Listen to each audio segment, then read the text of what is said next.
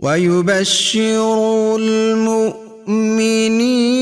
الذين يعملون الصالحات أن لهم أجرا كبيرا. السلام علیکم ورحمۃ اللہ وبرکاتہ. ان الحمد للہ نحمده ونستعینه ونستغفره ونعوذ باللہ من شرور انفسنا ومن سیئات اعمالنا من يهده الله فلا مضل له ومن يضلل فلا هادي له واشهد ان لا اله الا الله وحده لا شريك له واشهد ان محمدا عبده ورسوله. اما بعد، اعوذ باللہ من الشیطان الرجیم. بسم اللہ الرحمن الرحیم. یا ایہا الذین آمنوا لا تتخذوا عدوی وعدوکم اولیاء تلقون الیہم بالمودہ وقد کفروا بما جاءکم من الحق. قابل احترام ناظرین، آپ دیکھ رہے ہیں پروگرام تفسیر العشر الاخیر من القرآن الکریم. اس پروگرام کے تحت ہم آپ کی خدمت میں قرآن مجید کے آخری 3 پاروں کی تفسیر، آسان ترجمہ اور اہم مسائل پیش کرتے ہیں. اس سورت کا نام الممتحنہ. اس سورت کی ایک آیت جس میں اللہ رب العزت فرماتے ہیں یا ایہا الذین آمنوا اذا جاءکم المؤمنات مہاجرات فامتحنوہن. اے ایمان والو، جب مومن خواتین ہجرت کر کے تمہارے پاس آئیں تو ان کا امتحان لے لو، چیک کر لو کہ کیا واقعی وہ اللہ اور اس کے رسول کے لیے ہجرت کرنے کی نیت سے مدینہ آئی ہیں یا ان کا کوئی مقصد اور ہے. تو اس امتحان کی وجہ سے اس سورت کا نام بھی ہے الممتحنہ. یہ سورت مدنی ہے. قرآن مجید میں تلاوت کے اعتبار سے اس کا نمبر ہے 60 اور نزول کے اعتبار سے ہے اس کا نمبر 90. یہ سورت، اس کا پس منظر پہلے ہم دیکھ لیں کہ اس سورت کا پس منظر کیا ہے، کس موقع پر یہ نازل ہوئی اور اس کے اندر کون کون سے مسائل اور احکام بیان ہوئے ہیں. تو اس سورت کا موضوع ہے کافروں کے ساتھ تعلقات کیسے ہونے چاہیے، نہیں ہونے چاہیے، یا کن کافروں کے ساتھ ہو سکتے ہیں. پچھلی سورت میں یہودیوں کے قبائل کی بدعہدی، ان کے ظلم و ستم اور ان کے مسلمانوں کے ساتھ تعلقات ڈسکس ہوئے تھے سورہ حشر کے اندر. اور اس سورت کے اندر اللہ رب العزت نے مسلمانوں کے کافروں کے ساتھ تعلقات بائیکاٹ کی صورت میں جب نکلیں تو ان کا تذکرہ کیا ہے کہ وہ کافر جو مسلمانوں کے شدید دشمن ہوں، ان کے ساتھ جنگ لڑ رہے ہوں، حربی ہوں، تو ان کے ساتھ تعلقات کاٹنے، تعلقات قطع کرنے کا حکم ہے. اور وہ کافر جو مسلمانوں کو تکلیف نہیں دیتے، ان کے ساتھ جنگ نہیں لڑتے، ان کو اذیت نہیں پہنچاتے، تو ان کے ساتھ خوشگوار تعلقات بنانے میں بھی کوئی حرج نہیں ہے. تو اس صورت کا پس منظر یہ ہے کہ صلح حدیبیہ جب اللہ کے رسول صلی اللہ علیہ وسلم اپنے جانثاروں کے ساتھ عمرے کی غرض سے مکہ مکرمہ آ رہے تھے تو حدیبیہ کے مقام پر آپ کو اطلاع ملی کہ اہل مکہ تو جنگ کے لیے تیار بیٹھے ہیں، وہ تو آپ کو عمرہ نہیں کرنے دیں گے، وہ تو لڑنے مرنے کے لیے تیار ہیں. تو اللہ کے رسول صلی اللہ علیہ وسلم نے حدیبیہ کے مقام پر پڑاؤ کر لیا، وہاں پر اپنے ساتھیوں کو روکا اور مکہ والوں کو پیغام بھیجا کہ ہم جنگ لڑنے کے لیے نہیں آ رہے، بلکہ ہم تو اللہ رب العزت کے گھر کی زیارت کے لیے آ رہے ہیں. تو اس موقع پر کافروں نے رسول اللہ صلی اللہ علیہ وسلم کے ساتھ ایک معاہدہ کیا جس کو صلح حدیبیہ کہتے ہیں. اس صلح نامے میں یہ شرائط طے کی گئی کہ مسلمان اس سال عمرہ نہیں کریں گے اور اگلے سال عمرہ کرنے کے لیے آئیں گے، اور جب عمرہ کرنے کے لیے آئیں گے تو صرف 3 دن ان کو مکہ رہنے کی اجازت ہوگی. عمرہ کر کے یہ واپس جائیں گے اور اپنے ساتھ اسلحہ نہیں لائیں گے، اور اگر اسلحہ ہوگا تو وہ اپنی میانوں کے اندر تلواریں پیک ہوں گی. ایک شرط یہ بھی تھی کہ اس دوران جو قبیلے چاہیں وہ قریش کے ساتھ اپنے معاہدے قائم کر لیں، ان کے ساتھی بن جائیں، اور جو قبیلے چاہیں وہ مسلمانوں کے ساتھ مل جائیں، ان کے ساتھ معاہدے کر لیں، ان کے ساتھ صلح کر لیں، کوئی رکاوٹ نہیں ہوگی۔ ایک شرط یہ بھی تھی کہ اگر اہل مکہ کا کوئی آدمی ان سے فرار ہو کر مدینہ پہنچ جائے تو مسلمانوں کو وہ آدمی واپس کرنا ہوگا، اور اگر کوئی اہل مدینہ میں سے مسلمانوں سے بھاگ کر مکہ آ جائے تو مکے والے واپس نہیں کریں گے۔ بڑی سخت شرطیں، بڑی کڑی شرطیں لگائی گئیں، لیکن اللہ کے رسول صلی اللہ علیہ وسلم نے صلح کی خاطر، امن کی خاطر اور اللہ رب العزت کی ہدایات تعلیمات کے مطابق بظاہر مسلمانوں کے خلاف جانے والی یہ کڑی شرطیں بھی قبول کر لیں۔ لیکن ابھی اس صلح نامے کو صرف 1.5 سال ہوا تھا تو مکہ مکرمہ کے اندر 2 قبیلوں کی لڑائی ہو گئی۔ ایک بنو خزاعہ جنہوں نے مسلمانوں کے ساتھ معاہدے کیے تھے، مسلمانوں کے ساتھ اپنا تعلق جوڑا تھا، اور بنو بکر جنہوں نے قریش کے ساتھ اپنا تعلق جوڑ لیا تھا، ان کے ساتھ اپنے معاہدے کر لیے تھے۔ تو قریش والوں نے اپنے قبیلے بنو بکر کی حمایت کی، تائید کی، اور انہوں نے مسلمانوں کے حلیف قبیلے بنو خزاعہ پر ظلم و ستم کی بہت لمبی داستانیں چھوڑ دی،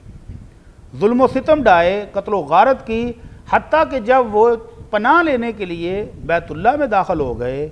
مسجد حرام میں داخل ہو گئے، تو بھی ان کو نہیں چھوڑا گیا اور ان کے بہت سارے بندے مار دیے گئے۔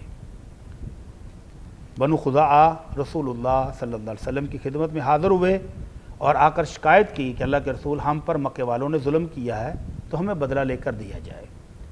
اللہ کے رسول صلی اللہ علیہ وسلم نے اہل مکہ کو 3 آپشن دیے۔ نمبر 1 کہ تم بنو بکر کی حمایت سے دستبردار ہو جاؤ، ہم بنو بکر سے خود ہی نپٹ لیں گے، انہوں نے یہ جو ظلم کیا ہے اس کا بدلہ خود ہی لے لیں گے، تم ان کی حمایت سے پیچھے ہٹ جاؤ اور ان کے ساتھ جو معاہدے ہیں وہ ختم کر دو۔ نمبر 2 کہ تم بنو بکر سے، بنو خزاعہ کے جتنے بندے مارے گئے ہیں ان کی دیت لے کر دو، ان کا خون بہا لے کر دو، اور اگر تمہیں یہ 2 شرطیں منظور نہ ہوں تو پھر تیسری شرط یہ ہے کہ وہ صلح نامہ جو حدیبیہ کے مقام پر لکھا گیا تھا اس کے ختم ہونے کا اعلان کر دو۔ جب اللہ کے رسول صلی اللہ علیہ وسلم کے سفیر یہ شرائط لے کر مکہ مکرمہ پہنچے تو مکہ مکرمہ کے نوجوان بھڑک اٹھے اور انہوں نے کہا کہ ہمیں صرف تیسرا آپشن قبول ہے، ہم کسی صلح نامے کو نہیں مانتے، اب تمہاری ہماری جنگ ہوگی۔ مسلمانوں کا وفد مدینہ واپس آیا تو قریش مکہ کے سرداروں کو عقل آئی، ہوش آئی کہ یہ ہم بہت بڑی بڑک مار بیٹھے ہیں اور اس کا نقصان زیادہ ہے، یہ ہمارے باس کا روگ نہیں ہے۔ تو ابو سفیان جو اس وقت تک ابھی مسلمان نہیں ہوئے تھے وہ ایک وفد کے ساتھ مدینہ منورہ پہنچے اور آ کر اللہ کے رسول صلی اللہ علیہ وسلم سے معذرت کی اور کہا کہ اللہ کے رسول، نہیں، ہم وہ صلح نامہ باقی رکھنا چاہتے ہیں، اس کی تجدید چاہتے ہیں۔ لیکن اللہ کے رسول صلی اللہ علیہ وسلم نے بنو بکر کی غداری اور قریش والوں کی حمایت، بہت بڑا جرم تھا، بہت سارے بندے انہوں نے مار دیے تھے، تو اس وجہ سے کوئی جواب نہیں دیا۔ ابو سفیان اٹھے، ابو بکر صدیق کے پاس گئے، عمر فاروق کے پاس گئے رضی اللہ عنہما، لیکن انہوں نے بھی جب اللہ کے رسول صلی اللہ علیہ وسلم نے خاموشی اختیار کی تو انہوں نے بھی کوئی جواب نہیں دیا، اور بالآخر ابو سفیان مسجد نبی میں کھڑا ہوا اور یک طرفہ اعلان کر دیا کہ ہم صلح حدیبیہ کو دوبارہ سے لاگو کرتے ہیں، ہم اس کی تجدید کرتے ہیں، ہم اس کی شروط کو مانتے ہیں۔ لیکن اللہ کے رسول صلی اللہ علیہ وسلم نے کوئی جواب نہیں دیا اور ابو سفیان واپس چلا گیا تو اللہ کے رسول صلی اللہ علیہ وسلم نے نہایت رازداری کے ساتھ مسلمانوں کو جنگ کی تیاری کا حکم دیا اور مکہ پر حملہ کرنے کی تیاری کر لی۔ تو اس صورت کے اندر جو ابتدائی آیات ہیں ان میں یہ واقعہ ہے کہ جب اللہ کے رسول صلی اللہ علیہ وسلم نے نہایت رازداری کے ساتھ اپنے حلیف قبائل کو بھی اطلاع دے دی کہ ہم مکہ پر حملہ کرنے کے لیے جا رہے ہیں تو ہمارے ساتھ آ جاؤ، اس دوران ایک پکے سچے اور مومن صحابی حاطب ابن ابی بلتع رضی اللہ تعالی عنہ سے ایک خطا ہو گئی، ایک لغزش ہو گئی، اور وہ یہ تھی کہ انہوں نے مکہ والوں کو خط لکھ دیا کہ اللہ کے رسول صلی اللہ علیہ وسلم ایک لشکر جرار لے کر تم پر حملہ کرنے کے لیے آ رہے ہیں، تو تم اپنا بندوبست کر لو۔ یہ بظاہر بہت بڑا جرم تھا کہ ایک جنگی پلاننگ کو ظاہر کر دینا اور اپنے پورے لشکر کو نقصان پہنچانے کی ایک حرکت کر دینا، بہت بڑا جرم تھا، لیکن اللہ کے رسول صلی اللہ علیہ وسلم کو وحی کے ذریعے اللہ رب العزت نے اطلاع دے دی کہ میرے محبوب آپ کا جنگی پلان ایک خط کے ذریعے مکے والوں کے پاس جا رہا ہے اور اس کو ایک عورت لے کر جا رہی ہے اور وہ فلاں جگہ پر پہنچی ہے۔ تو اللہ کے رسول صلی اللہ علیہ وسلم نے سیدنا زبیر اور سیدنا علی رضی اللہ عنہما کو گھوڑوں پر سوار کر کے بھیجا کہ جاؤ اور روضۃ خاک جگہ کا نام ہے، وہاں ایک باغیچہ ہے، وہاں ایک خاتون ہوگی، اس کے پاس ایک خط ہے، وہ لے آؤ۔ دونوں صحابہ تیز رفتاری کے ساتھ گھوڑے دوڑاتے ہوئے وہاں پہنچے تو ان کو وہاں ایک مشرک عورت نظر آئی۔ اس کو پوچھا کہ تمہارے پاس ایک لیٹر ہے جو تم مشرکین مکہ کے لیے لے کے جا رہی وہ دے دو۔ اس نے ٹال مٹول سے کام لیا تو صحابہ کرام جن کو اللہ کے رسول صلی اللہ علیہ وسلم کی زبان مبارک پر اپنی ذات سے بھی بڑھ کر اعتماد تھا اور یقین تھا، انہوں نے کہا نہیں تمہارے پاس خط ہے نکال دو تو اچھی بات، ورنہ ہم سختی کریں گے اور تمہاری تلاشی لیں گے۔ تو پھر اس نے خوف کے ڈر کے مارے اپنے بالوں میں گوندا ہوا وہ خط دیا، خط واپس لایا گیا، پڑھا گیا تو یہ حاطب ابن ابی بلتعہ جو کہ ایک بدری صحابی ہیں رضی اللہ عنہ،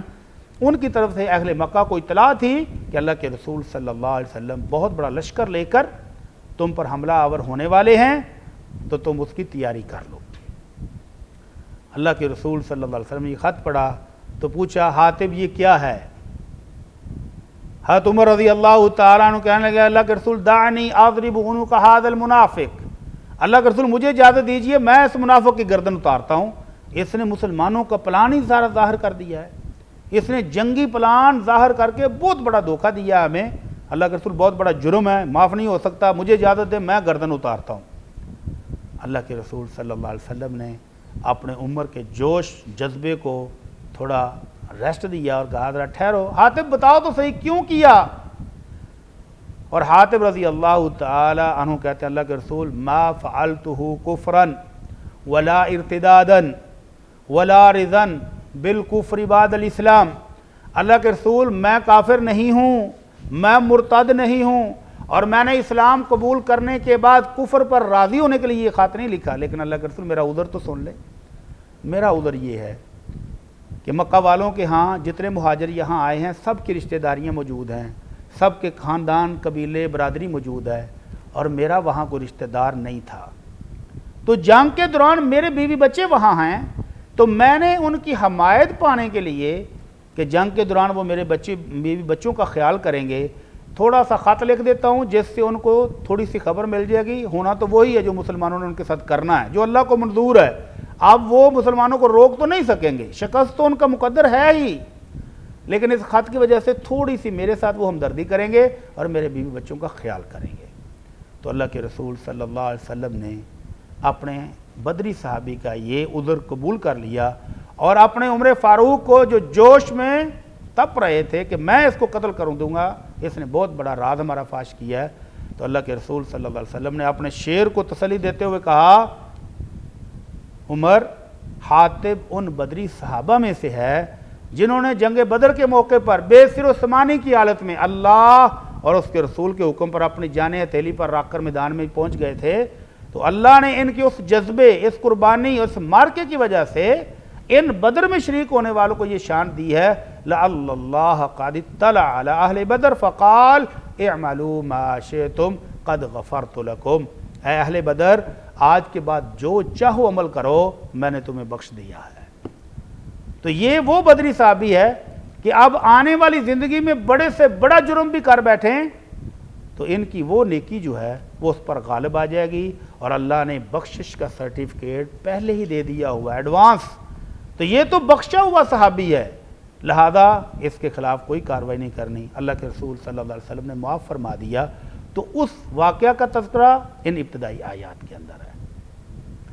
قابل احترام ناظرین، بدر میں شریک ہونے والے صحابہ تمام صحابہ کرام میں افضل اور اعلیٰ ہیں، اور اللہ کے رسول صلی اللہ علیہ وسلم کے پاس جبرائیل علیہ السلام تشریف لائے، آپ نے پوچھا کہ بدر میں جن فرشتوں نے شرکت کی تھی ان فرشتوں کا تمہارے ہاں کیا مقام اور مرتبہ ہے؟ تو جبرائیل نے کہا اللہ کے رسول آپ بتائیے آپ کے صحابہ کا کیا مقام ہے؟ تو آپ نے فرمایا میرے بدری صحابہ میرے تمام صحابہ سے افضل ہے۔ تو یہ جبرائیل نے عرض کی اللہ کے رسول فرشتوں میں بھی یہی صورتحال ہے کہ جو فرشتے بدر میں مسلمانوں کی مدد کے لیے آئے تھے وہ تمام فرشتوں سے اعلیٰ اور افضل ہیں، اور یہ مقام اور شرف ایسا ہے کہ اللہ کے رسول صلی اللہ علیہ وسلم کے بعد ابو بکر صدیق رضی اللہ تعالی عنہ بیت المال سے تحائف دیتے تو سب سے پہلے بدری کو دیتے، بدریوں کو سب سے زیادہ عطا کرتے۔ حضرت عمر رضی اللہ تعالی عنہ کے دور میں جب مختلف کیٹیگریز بنی مجاہدین کی، صحابہ کرام کی طبقات بنے، رجسٹر میں نام لکھے گئے اور ان کے وظائف اور تحائف تقسیم ہونے شروع ہوئے، تو اہل بدر کو سب سے اونچا مقام ملا، سب سے پہلا طبقہ ملا، اور عمر فاروق سب سے زیادہ تحائف، سب سے زیادہ وظائف اہل بدر کو دیا کرتے تھے۔ اور امام بخاری رحمہ اللہ صحیح بخاری میں جب بھی کسی ایسے صحابی کی روایت آتی ہے جو بدری ہو تو سپیشل سند کے اندر ذکر کرتے ہیں وَقَانَ بَدَرِيًّا، یہ وہ صحابی رسول ہیں جو غزوہ بدر میں شریک ہوئے تھے۔ قابل احترام ناظرین، سورہ الممتحنہ کا یہ پس منظر ہے۔ سورہ الممتحنہ کا موضوع کافروں کے ساتھ مقاطعہ، بائیکاٹ، ابراہیم علیہ السلام کا اسوہ حسنہ، ابراہیم علیہ السلام کے ساتھیوں کا جذبہ اثار اور جہاد،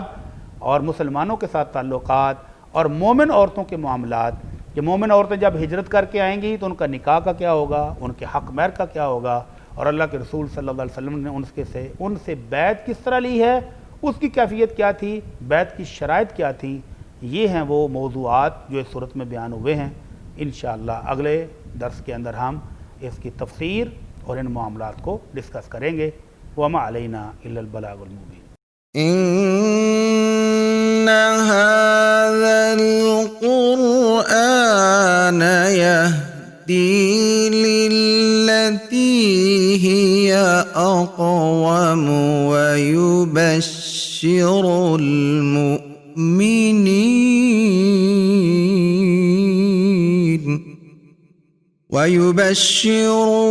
المؤمنين الذين يعملون الصالحات أن لهم أجرا كبيرا۔